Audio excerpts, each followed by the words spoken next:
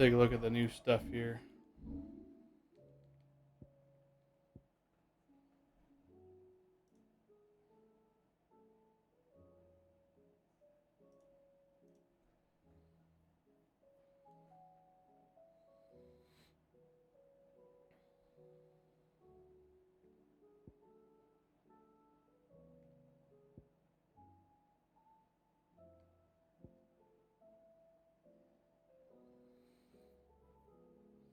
Man, all these freaking expensive abilities. That's what I'm saving up for.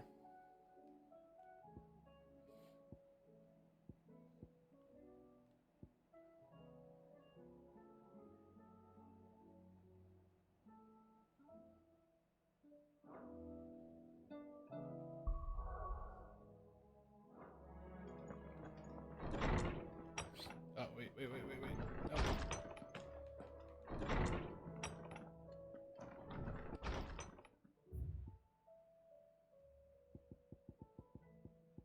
Look at all these freaking letters, man.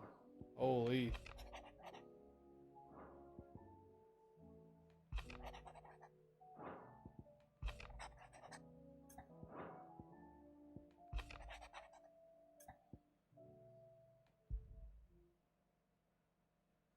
Hopefully it's nothing. But I should speak to Blackthorn just in case.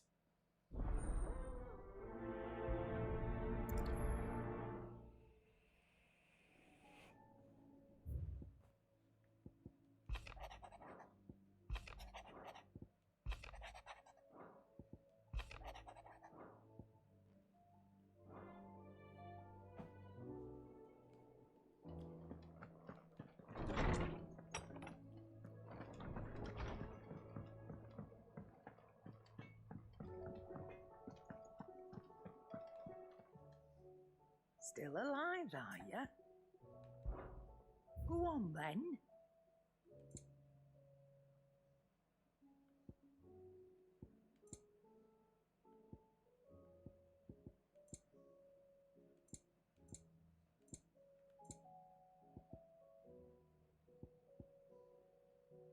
Finished, are you?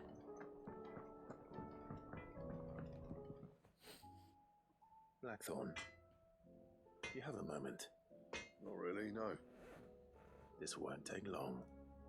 I just wanted to ask how you're getting on. August was worried about you, and you might still be doubting your craft, even after learning the trick of that cuirass. Is there something else weighing on your mind? Perhaps sharing your thoughts might help.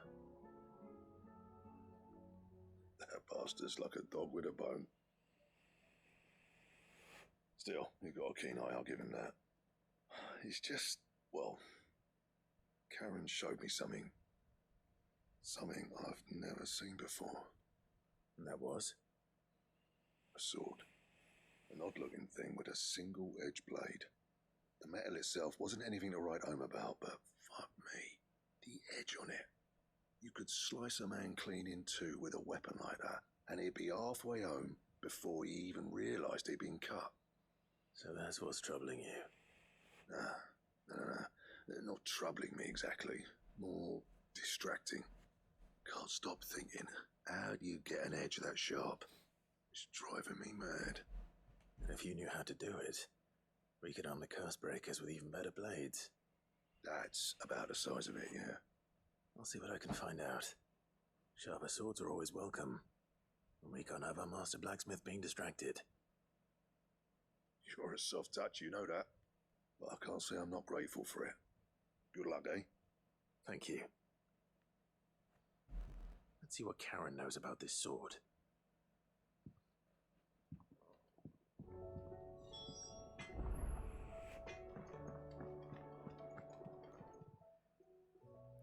You're looking well, Karen. What do you want? Out with it. I want to know about the sword you showed Blackthorn. Single-edged and extremely sharp. Running around after him again, are you? I suppose I am, yes. But I need to help him find out how to work an edge like that. It's driving him to distraction. Little wonder, I suppose. Any like that make it as far as the twins, and those that do go straight into private collections. which made it nice and easy finding a buyer. Can you tell me who bought it? Where is it now? You think I tell people who my clients are? Suppose you're not likely to go nicking him off me, are you now? Fine, if you stop mooning at me like that. Lord Ignac's the man you want, Dalmekian bloke, collects weapons and the like. And he's got more money than sense, which is why he's one of my favourite clients. Reckon he'll still be at the inn in Dalamil, where I left him. Thank you, Karen. Oh, and he's a touch eccentric, if you take my meaning. I appreciate the warning.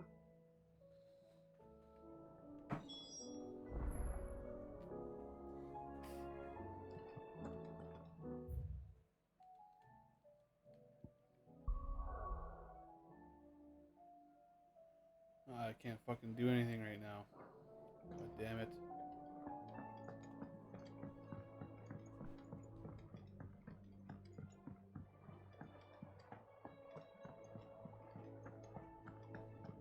Did you see that? Tell me you saw that. There's talk of these skies driving. What do you make of them skies then? Otto, how fares the realm? The realm? Oh, she's just fine. As long as you look past the fat storms out at Mother Crystals and her skies are a roiling cesspit. And Gav? He's with your uncle in the Free Cities, helping Mid with her project. Sent an owl their way the moment the winds turned foul. Still waiting on a reply, though. Do you have any good news? Well, that depends on your definition of good. All right, fine. What do you suggest we do? Oh, no, I'm just the messenger. I leave the scheming to those more suited to the task. Could be that Lady Vivian and Old Tomes have their own thoughts on the current state of things. Could be that they don't. It certainly can't hurt to ask. I suppose not.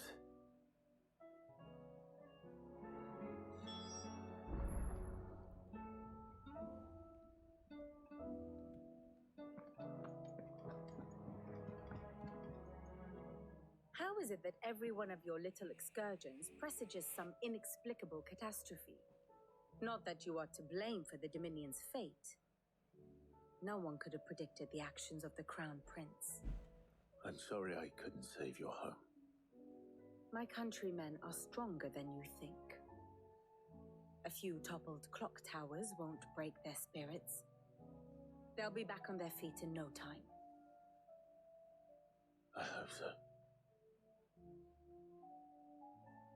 Look at us. Bluer than a pair of bog crabs.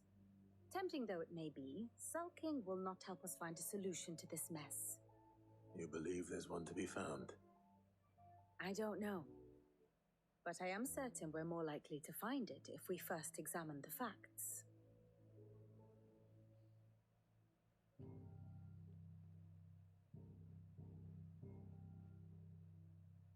Beneath these darkened skies, fear and confusion reign over Valisthea. Oh, the lands around the fallen Mother Crystals had already begun to wilt for want of ether. But not like this. Crystals that filled wells and fueled furnaces, now nothing but pretty shards of rock. And those that hang from the people's necks cast nary a glimmer of light to keep the dark at bay. It is only a matter of time before the common folk convince themselves that the end of days is upon us. Yet I fear a swift end is more than we can hope for. While most of the world thirsts for ether, the remainder drowns in it, spawning Akashic in droves. And amidst the hordes of mindless beasts, with magics as like to fail as function, even the strongest nation would falter. Rosaria and the Iron Kingdom teeter on the brink of collapse, while the tragedy in Twinside has all but paralyzed the Holy Empire. Dalmekia fares little better. Rumor has it the ministers fled the capital after the fall of Drake's Fang, leaving their beloved republic to crumble. Waloed, meanwhile, moves in earnest. The Einherjar has been sighted off Storm. The world, in short, is in chaos. It would seem our civilization was nothing but a castle of sand, to be washed away at the whim of the waves.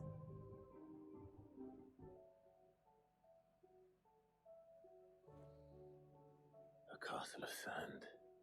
Not my best flourish, but it seemed fitting. The reports I've received are considerably more blunt in their appraisal.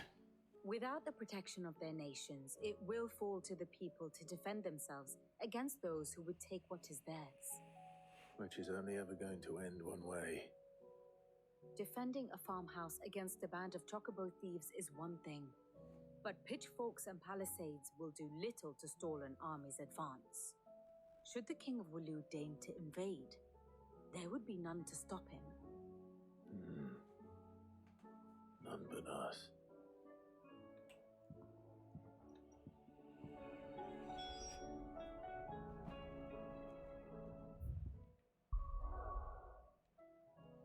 I still can't go anywhere. Alright.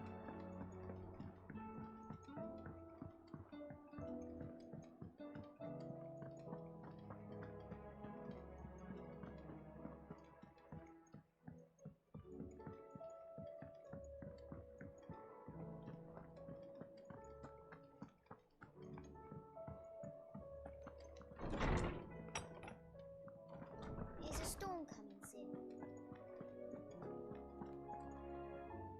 Let me guess. You're here about the skies. Is there anything you don't know, Lawsman? It doesn't take a court astrologer to augur the obvious. As for what has disturbed the heavens, that, I believe, is a question the Fallen might be better placed to answer than I. And on the 6th day did the gods tear the sun from the firmament, visiting darkness upon their prideful sons and daughters. But I dare say you remember your childhood lessons on the sins of Zemeckis only too well. You think they're connected? But Ultima was one of the gods responsible. Well, he has certainly exhibited powers that we mortals would associate with the divine. There is nothing divine about him. But he wouldn't be the first god of whom that could be said, now would he? Yet for all the fairy tales that tell of the sins, there is almost nothing in the way of actual historical accounts. Had I the Journal of Moss the Chronicler, I may have been able to tell you more, but alas, I fear all remaining copies have been lost to time. You will forgive me, I hope? Certainly not. Because there is nothing to forgive. Even without this journal, you've provided us ample wisdom. And we will always be grateful for it. Perhaps Otto will be more inclined to share his thoughts when he hears what the others had to say. I was wondering when next you'd visit. I don't believe you've read this particular chapter before.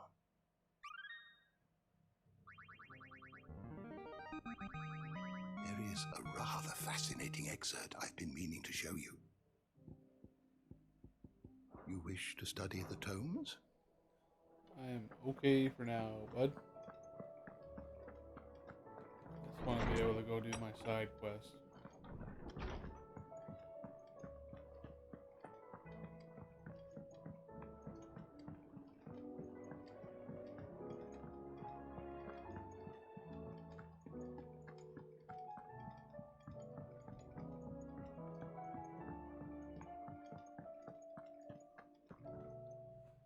Clive, we have a problem. Only one. That would be a first. It would. Actually, there are three. We had as many owls arrive while you were at the shelves. Martha's got a cashier at her gates, and talk of monsters roaming the hills outside of Northreach has put the wind up Isabel and her lot. And don't forget Dalimil. Lubor says the village was raided by bandits.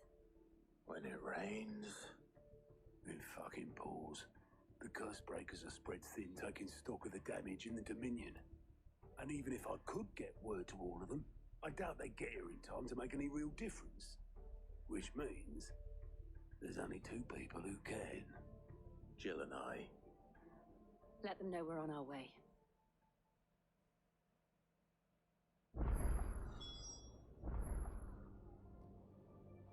Okay, now I should be able to.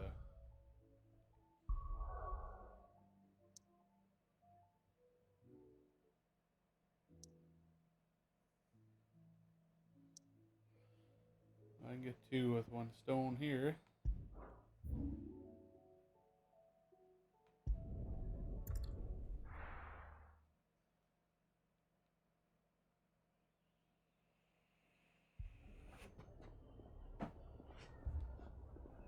And of course it's...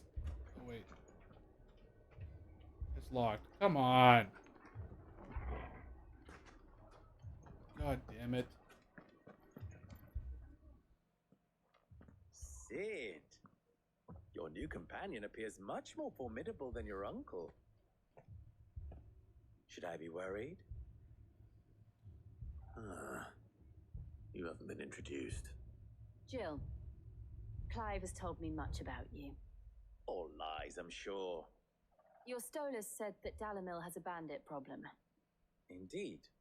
Although you're a little late. They left with our food and guild days ago. Any idea where they went? The desert's a big place. Your guess is as good as mine. But the fact is, I have more immediate concerns. What did you say to me? What did you say?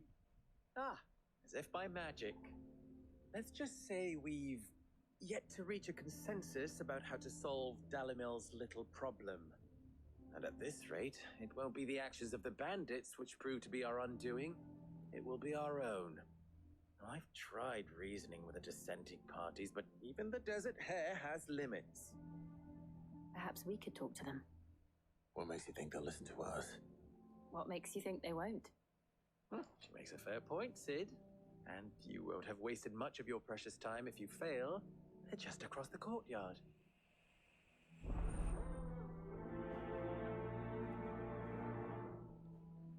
Suppose we just follow the shouting.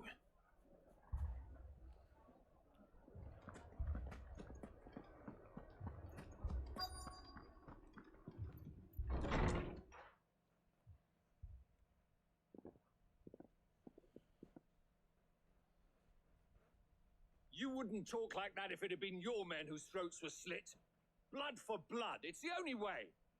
We hire mercenaries and have them mount the bandits' heads on our walls as a lesson to the rest.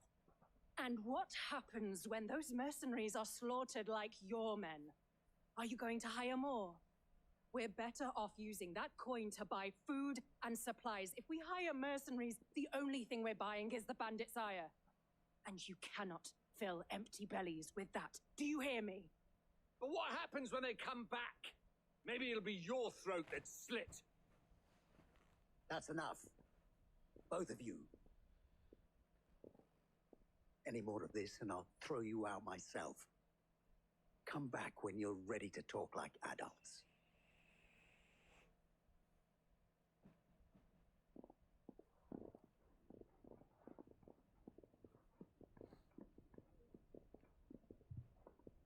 Victor. What's he doing here?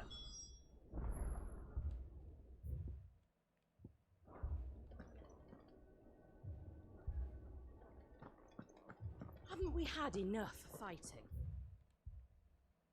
I know I bloody well have. Next time those two go for each other's throat. People take notice of wealthy men. Shouldn't be too hard to track down Karen's collector. Alright, I'm just gonna have to come back, I guess.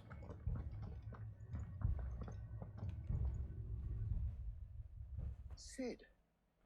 And Lady Jill. What brings you here? I was about to ask you the same thing. Costness is in chaos, and the markets have all but ceased to operate. The Briar's Kiss here in Dalimil is the only place I can reliably obtain supplies. I was here to do just that when Master Lubor told me of his troubles. He thought I might be able to talk some sense into these fools. But if you're here, I suppose his patience must be waning. Who are those people? Those were the thorns in Lubor's side. And the reason this place might be headed the same way as Cosmos. These are cursed skies. The darkness is enough to drive a man to madness. Or an entire city, for that matter. We're still working on the skies. But in the meantime, perhaps we can find a solution to Dalamil's problems. I hope so. For all our sakes.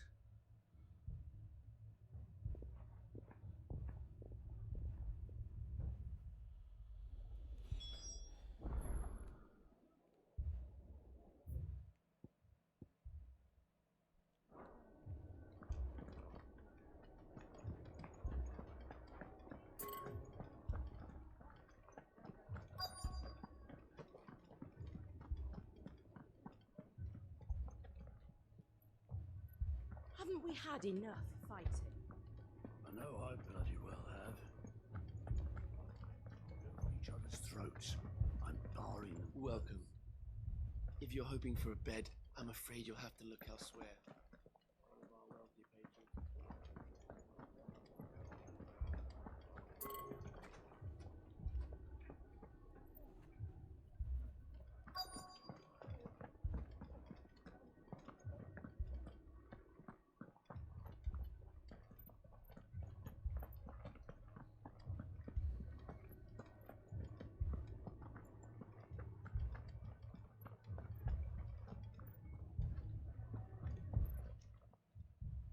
My reputation will be ruined!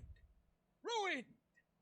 Calm yourself, Lord Ignac, I beg of you, before you do yourself a mischief. Pardon the intrusion, but Out! Get out! I paid for these rooms so I wouldn't be disturbed. Leave me be! Please, allow me to apologize. His lordship is going through a difficult time, and he's never been fond of guests arriving unannounced. Radim! Get rid of the filthy oaf this instant! Very good, Lord Ignac. Would you mind stepping outside for a moment?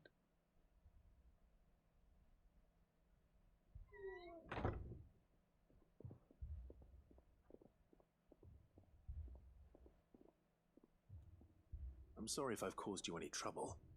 That? No. That's just how his lordship is. Though the morning's events have left him somewhat fractious. He has been dispossessed of his luggage, you see. The thieves also made away with a considerable amount of coin. Coin the innkeeper will soon be keen to collect. I don't suppose a certain blade was among the stolen items. A single-edged sword. It was purchased from a merchant friend of mine. Ah, you know Lady Karen. Yes, I'm afraid it was. Then I'll retrieve Lord Ignac's luggage. But I have one condition. You have but to state it. You are welcome to anything that is within my power to grant. I want an audience with Lord Ignac. A few minutes should be enough. Then I'll be on my way. A condition I would be a fool to refuse. Of course, you shall have your audience. I don't suppose you saw where the thieves went. I did not, no. Though some discreet inquiries made on his lordship's behalf mean that I know where you might find them. The bandit's bed. Every ill-gotten coin in Dalamil is said to pass through that disreputable corner of the Valcroy. And that's where I'm heading. I shall speak to Lord Ignac in your absence, and arrange for an audience upon your triumphant return. That will be very kind of you. Farewell, and best of luck.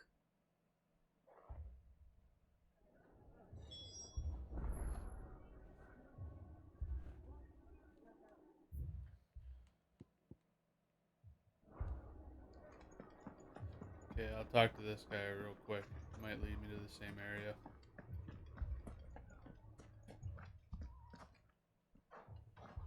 So, you see my predicament? What I saw was a room full of people who were angry and afraid. And with good reason by the sound of it. But if left to smolder, that anger and fear could set the entire town alight. My thoughts exactly. What to do? Both sides wish to protect their homes and livelihoods, if only they could agree on how. But as long as they are divided, we are vulnerable. And if there's one thing bandits like, it's an easy target. What would Sid the Outlaw suggest? Well, if it were my namesake, he'd let them choose for themselves and be on hand to pick up the pieces when it all went wrong. That sounds like a recipe for disaster. A recipe for disaster is precisely what it is. But perhaps that realization would be enough to make them question the ingredients. While it's plain neither Conrad nor Natalie will countenance the other's proposal, it may still be possible to make them doubt their own before presenting them with a third option. And that would be? To pool our resources and save the city ourselves. Why fight each other when all that fear and anger can be directed at the bandits? It appears we have a plan of action. Victor, pay Conrad a visit. See if you can't convince him of his folly. I'll speak with Natalie. As you wish. Your faces are not well known in this town. That may prove useful. Don't worry, Victor and I will do most of the talking. You need only play along. Play along? What he means to say is yes.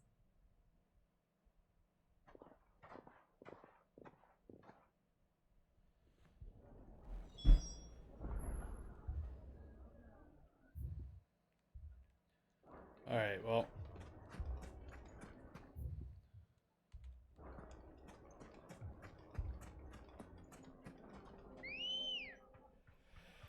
If I gotta go back there, I gotta go back there. Here's what it is.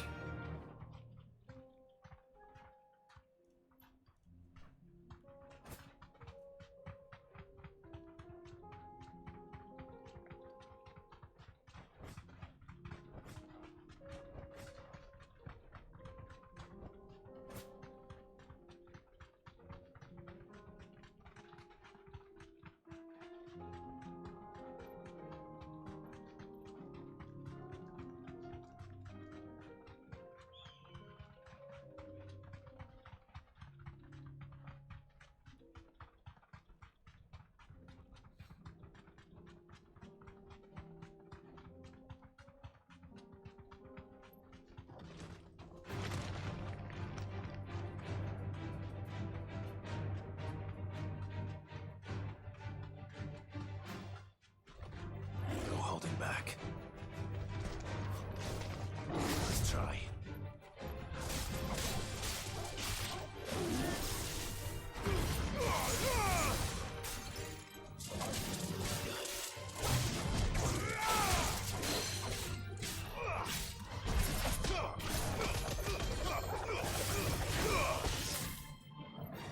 Help me, boy.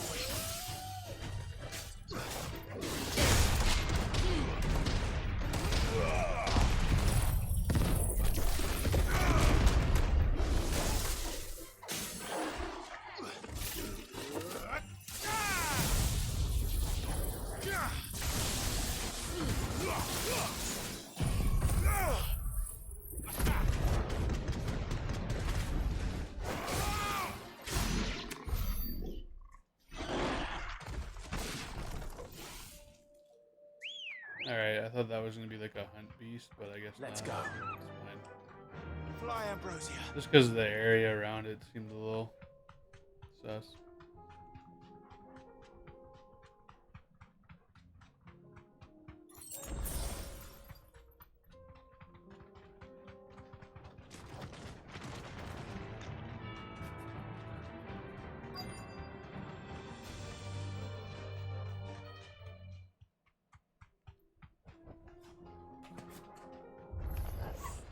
We've got company!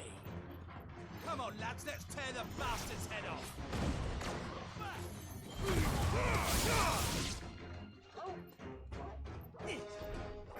Slow.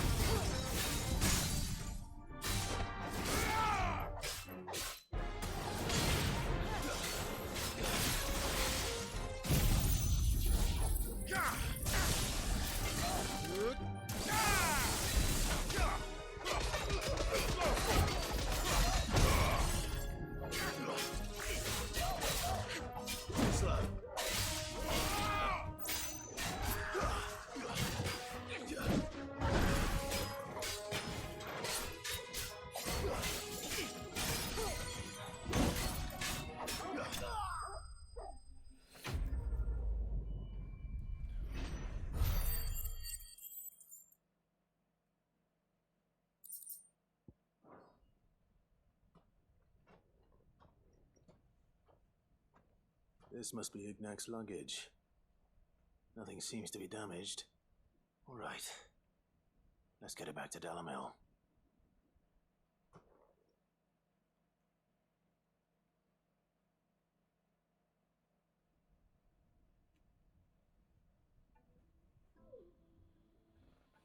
I hear I have you to thank for the return of my effects.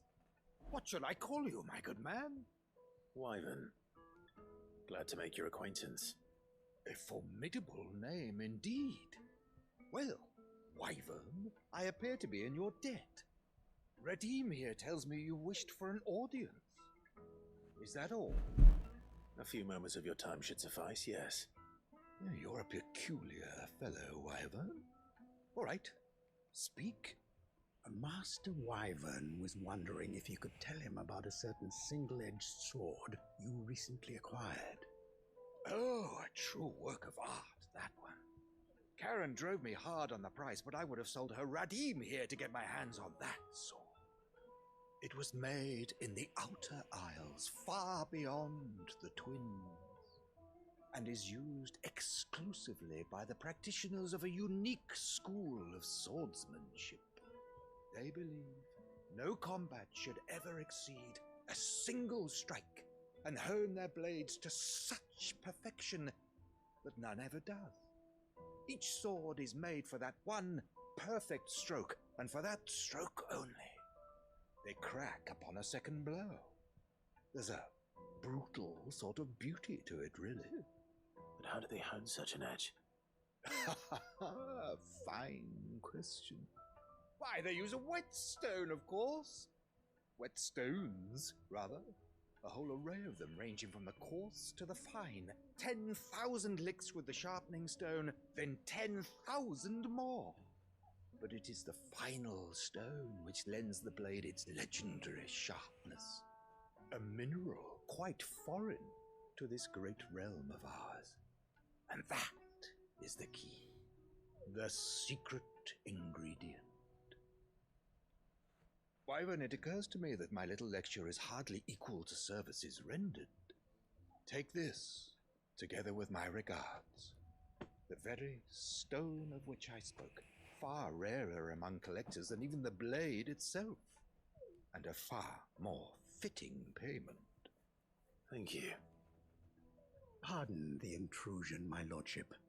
However, it is long past time we prepared ourselves to depart.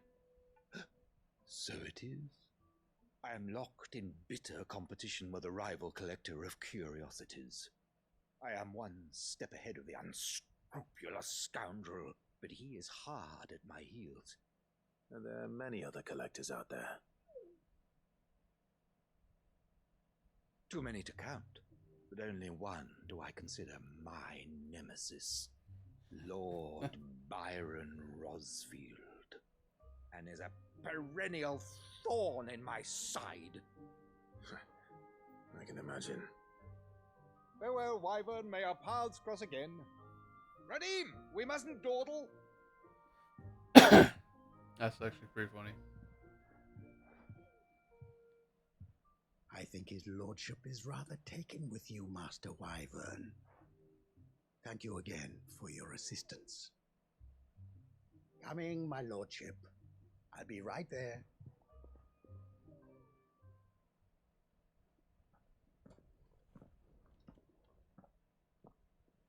Trust Uncle Byron to find such an interesting rival. Now, let's see what Blackthorn makes of this whetstone, shall we?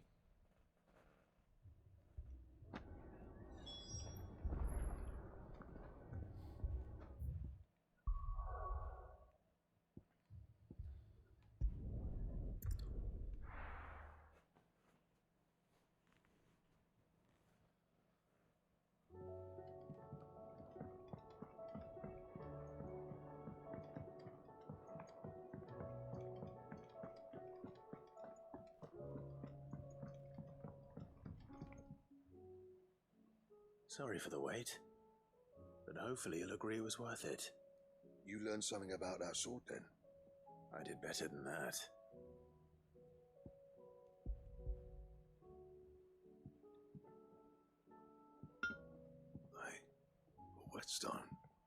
Yes. But not one you'll find anywhere in Valisthea.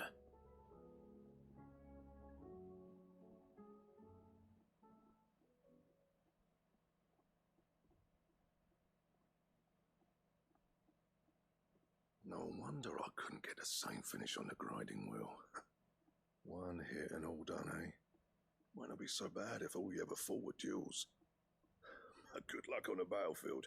Your second opponent would be your last, no matter how good you were.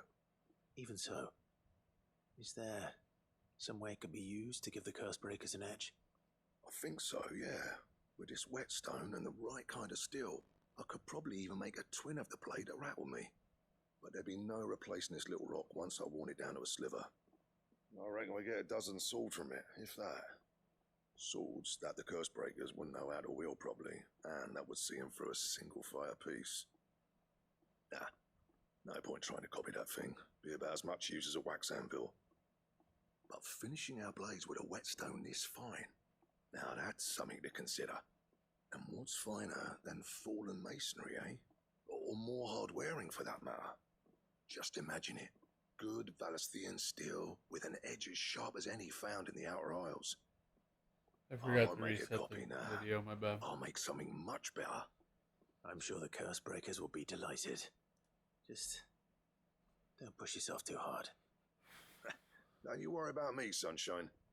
I'll be working day and night since I was half your age, and I'll still be here when you're long gone. Hey, thanks, Clive.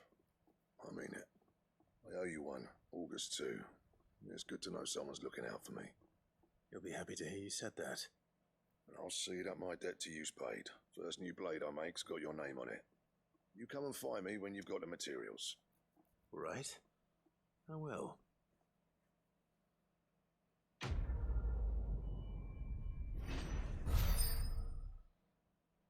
Nice level. That's so much experience.